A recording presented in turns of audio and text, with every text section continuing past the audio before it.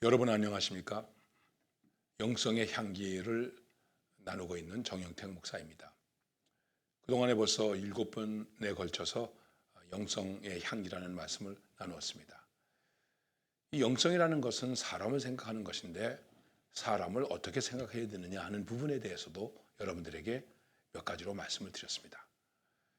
이제 거기에서 집중되어야 될 것은 무엇이냐면 구원받은 인간이어야 한다 하는 것입니다. 구원받은 인간은 무엇인가? 우리는 구원받은 인간이다.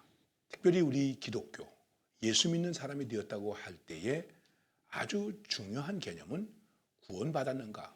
구원받아야 됩니다. 예수 믿고 구원받읍시다 하는 얘기를 우리는 많이 합니다. 그리고 이 말을 다른 말로 표현한다면 예수 믿고 천당 갑시다. 또는 예수 믿고 하나님의 사람으로 삽시다. 이렇게 우리는 말해왔습니다. 그동안 우리들이 전도할 때에 가장 많이 사용했던 말 가운데 하나가 무엇이냐 하면은 예수 믿고 복 받읍시다. 예수 믿고 복 받으세요.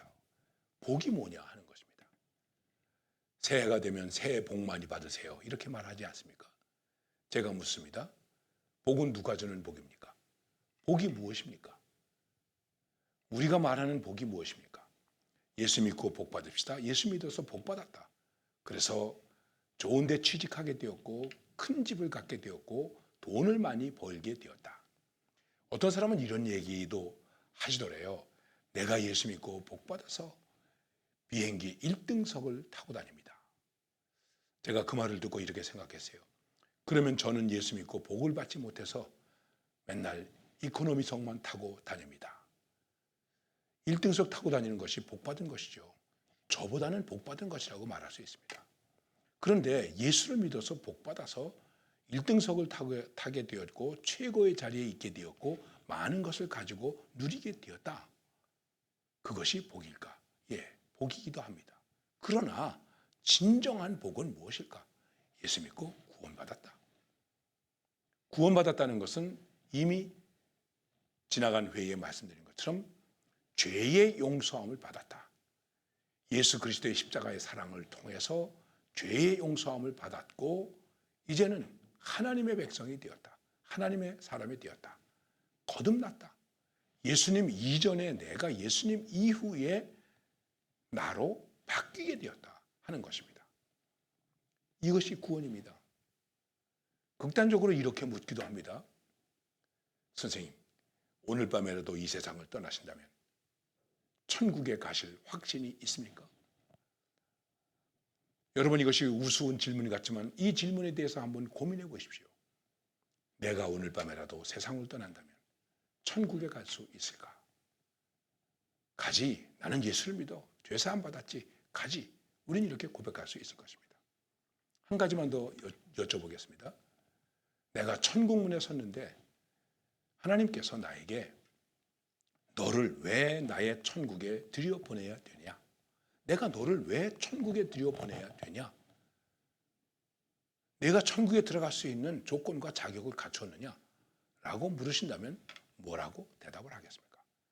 예, 제가 착했기 때문에, 좋은 일 많이 했기 때문에, 돈을 많이 벌었기 때문에 그것으로 이 질문에 답이 될 수 있을까요? 바로 여기에 답할 수 있는 질문이 무엇입니까? 예, 예수 그리스도의 십자가의 사랑을 통해서 그분의 은혜로 말미암아 나는 구원을 선물로 받게 되었습니다. 나는 하나님의 사람입니다. 하나님의 자녀입니다. 그래, 나의 사랑하는 아들아, 나의 사랑하는 딸아, 나의 집으로 들어오거라 하고 주님이 영접하실 것입니다. 이게 구원에 관한 인간이 구원받아야 된다, 구원받은 인간이다라고 하는 것에 대한 조금은 되풀이된 이야기였습니다만은 우리의 핵심입니다. 우리는 이것을 말하는 것입니다. 이렇게 구원을 받을 수 있도록 전해주는 그 말씀을 우리는 뭐라고 말합니까? 복음이라고 말하는 것입니다. 복음. 말 그대로 말하면 좋은 소식, 복된 소식. 굿 스펠. 좋은 소리라는 겁니다. 내가 죄인이었는데 구원받게 되었다. 이보다 더 좋은 소식이 어디 있습니까? 아테네가 전쟁을 할 때 마라톤이라고 하는 광야에서 전쟁을 했죠. 거기에서 전쟁을 해서 이겼습니다. 병사 하나가 뛰어왔습니다. 달려왔습니다. 백리길을 달려왔습니다. 아테네 시민들은 초조하게 기다리고 있습니다. 우리나라가 이겼나 졌나. 그런데 이 병사가 달려와서 말했습니다. 우리가 이겼습니다. 그리고 넘어졌습니다. 숨을 거두었습니다. 그 사람을 기념해서 만든 경기가 마라톤 경기 아닙니까? 이겼습니다. 뭐 이렇게 싸웠습니다. 저렇게 싸웠습니다. 우리 군사들이 용감했습니다. 이런 거 다 필요한 이야기지만 그게 아니에요. 우리는 이겼습니다. 와! 얼마나 백성들이 좋아하겠습니까? 우리는 구원받았습니다. 죄인인데 구원받았습니다. 이제는 천국 백성이 되었습니다. 하나님 나라의 백성이 되었습니다. 오, 감사합니다. 이게 우리의 신앙의 핵심이라는 것이죠. 그런데 여러분, 이제 여기 또 문제가 하나 있습니다. 그게 무슨 문제일까요? 내가 구원받았습니다. 천국 백성이 되었습니다. 내 죄가 용서받았습니다.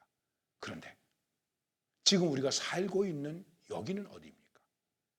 여러분과 제가 지금 살고 있는 여기는 천국이 아닙니다. 여기는 세상입니다. 땅입니다. 이 땅도 좋은 곳이죠. 아름다운 곳이 많죠. 아름다운 음식도 많죠. 아름다운 사람들도 많이 있죠. 아름다운 일을 하는 사람들도 많이 있죠. 그러나 아름답지 못한 일들도 얼마나 많이 있습니까? 그 대표적인 것이 무엇일까요? 바로 우리 자신이 이 세상을 살아가는 데 있어서 여러 가지 문제와 갈등이 있다고 하는 것입니다. 그래서 우리가 고민하게 되죠. 갈등하게 되죠. 그 중에 대표적인 것이 무엇일까요? 나는 하나님의 사람인데, 하나님의 사람이 하나님 사람답게 살아야 되는데, 거듭났으면 거듭난 사람으로 살아야 되는데 과연 그렇게 살 수 있을까 하는 것입니다. 그래서 내가 예수 그리스도의 보혈로 말미암아 구원 얻었는데 구원 얻은 사람이 오늘을 어떻게 살아야 되느냐 하는 이 문제, 여기에 바르게 응답하면서 살아갈 수 있는 것, 그것이 곧 우리의 영성이어야 한다는 것입니다. 그리고 구원받은 사람의 영성이다. 바로 우리 사람의 영성이다. 이렇게 말할 수 있는 것입니다. 그러면 여기서 우리가 이 영성을 뭐라고 얘기해야 되겠습니까? 자, 예수를 믿었습니다. 신앙생활 합니다. 교회에 다닙니다. 성경 공부를 합니다. 우리의 영성이 날마다 풍성해질 수 있습니다. 그러면 우리는 어떻게 살아야 됩니까? 구원받은 사람답게 살아야 되는데 구원받은 사람답게 사는 사람의 도리, 그것을 할 줄 알아야 된다 하는 것입니다. 이것을 영성이라고도 말합니다. 또 이것을 경건이라고도 말합니다. 또 이것을 거룩함이라고도 말하는 것입니다. 이 거룩함에는 어떤 것이 있을까요? 다시 한번 정리해서 말씀드립니다.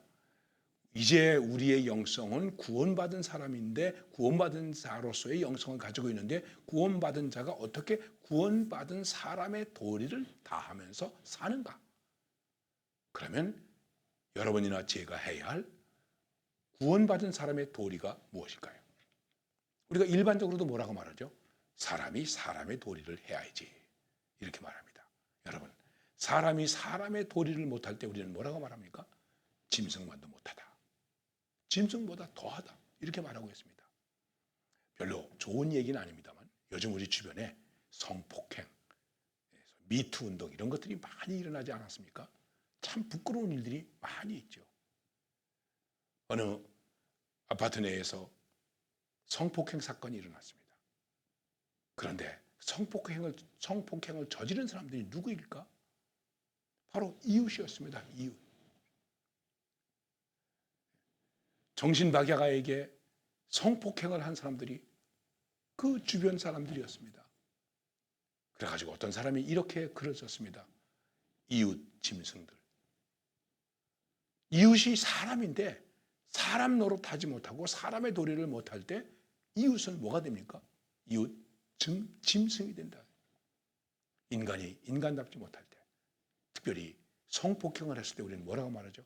늑대다, 이렇게 말하지 않습니까? 간사한 사람을 볼 때 뭐라고 말하죠? 여우다, 이렇게 말하지 않습니까? 여러분은 여우 같습니까? 늑대 같습니까? 짐승 같습니까? 왜 짐승이라고 말하는가? 사람이 사람에게 해야 할 도리를 하지 못하기 때문에.